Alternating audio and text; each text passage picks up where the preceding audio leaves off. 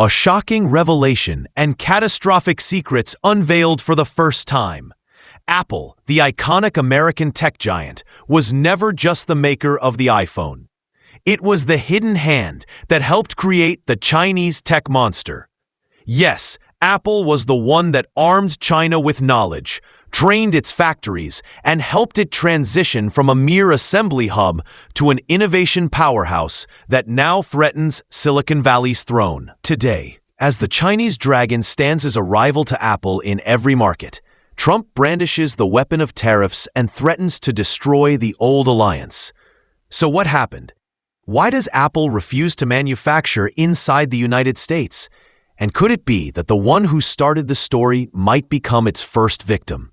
Follow this shocking report to uncover how the balance of power between Apple and China has flipped. In 2001, Apple made a decision that would reshape the global economy. It moved its factories to China. This wasn't a random move, but a smart strategy to take advantage of cheap labor, easy production, and the capacity for massive-scale manufacturing. In just a few years, China transformed into Apple's workshop, producing millions of devices every month. But behind this simple image, a deeper transformation was taking place. Chinese engineers were learning the secrets of manufacturing, quality control, and the foundations of technological creativity inside Apple's own factories. China was feeding on American knowledge, evolving from a hand that manufactures to a mind that innovates. China was developing from within. It was no longer just a production line, but a global lab of innovation. Apple began investing in research and development inside China and collaborated with local suppliers. It built advanced infrastructure for them and helped them improve their products. While the world focused on the next iPhone, Chinese companies were learning, evolving, and planning. Then, something no one expected happened. Huawei, Xiaomi, and Oppo, companies born in Apple's cradle, began to compete with it in global markets using the same technologies Apple helped spread. China transitioned from made in China to invented in China. A new book exposes the secrets of how Apple fueled the rise of the Chinese dragon. The book, written by journalist Patrick McGee for the Financial Times, is titled Apple in China, Harnessing the World's Greatest Company. It reveals stunning details. Apple was not just a beneficiary of China's capabilities, it was a fundamental factor in building China's tech miracle. The author describes how Apple's investments helped create a complete supply system that encouraged thousands of local companies to specialize, grow, and innovate. But the biggest surprise? These same companies that Apple supported are now its competitors in global markets, like Huawei and Xiaomi. Over time, the Chinese market began to prefer local products over the iPhone, and Apple's market share started to erode in the world's largest consumer market. Trump fires back, Apple under fire. As China's influence grew, Donald Trump stepped in a blunt statement. He threatened to impose tariffs of up to 25% if Apple didn't move its factories to the US. He said, "I told Tim Cook long ago, iPhones should be made in the United States, not China, not India." Yet despite the threats, Apple refuses to return. It knows that manufacturing in the US would increase costs and weaken its global competitiveness. And so began the tech Cold War. Apple caught between the Chinese hammer and the American anvil. From partnership to confrontation. Who is the real winner? Today, Apple stands at a crossroads. On one side, it faces Chinese competitors who learned everything from it. On the other, it's under political pressure to relocate its factories. But the bigger truth is that China has already won the game. It's no longer just a manufacturing line. It's now a hub for AI, green tech, and electric vehicles. Will China become the next tech empire? And will Apple remain competitive? Or has the one who armed the dragon fallen victim to its claws? China, the beating heart of the iPhone supply chain. China alone is considered the beating heart of this complex supply chain. It manufactures and assembles the vast majority of components, from the tiniest screws to the touchscreens themselves. To understand the scale of the challenge in moving production to the US, we only need to look at three components.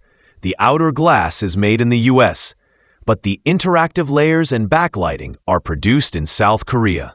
Then all are sent to China for assembly. The iPhone's aluminum frame, carved from a single piece, is shaped using massive machines that only exist in Chinese factories. As for the tiny screws, there are 74 in every phone. They are manually made in China and India. These aren't just parts. They're part of a global supply network supported by a unique industrial infrastructure. China does not merely offer cheap labor, as many assume, but boasts a formidable industrial system known as super supply chains. Imagine this. Apple's assembly plant in China is only 10 minutes away from factories producing screens, batteries, chips, and screws. This geographic proximity allows Apple to lower costs, accelerate production, and make design changes at lightning speed. In China, Apple doesn't need to ship spare parts across continents. Everything is ready in a matter of hours. Apple needs thousands of skilled engineers. Fast. Apple requires thousands of skilled engineers and technicians capable of executing complex changes within days, not months. And this is where China's superiority shines. In a famous interview, a former Apple executive said, "If we asked the US to provide 9,000 manufacturing engineers within 2 weeks, it would be impossible. But China can." China has a strong educational system that produces an army of engineers and skilled workers every year, and they are trained at record speed. So whenever Apple wants to innovate, China remains the best place to make it happen in reality. Cost, but not how you think. Yes, labor is cheaper in China than in the US, but that's not the full story. The equation is far more complex. Apple actually pays competitive wages in China relative to local standards. But it saves billions thanks to efficiency, fast production, and low logistical complexity. Moreover, local Chinese governments offer enormous incentives to companies like Apple, from tax breaks to dedicated infrastructure and even worker housing near factories.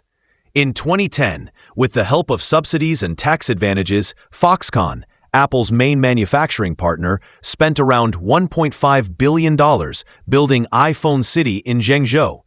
This city produces roughly 50% of the world's iPhones, according to Eric Wernening from Morgan Stanley. And this figure doesn't include the costs of operating the facility, which at its peak housed 350,000 workers.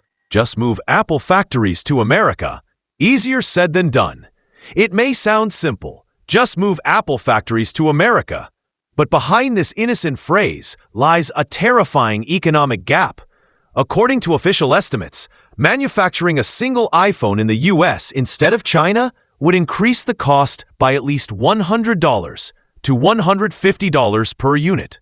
And with Apple selling over 200 million devices per year, the extra cost would easily exceed $20 billion annually. Is Apple trying to escape China?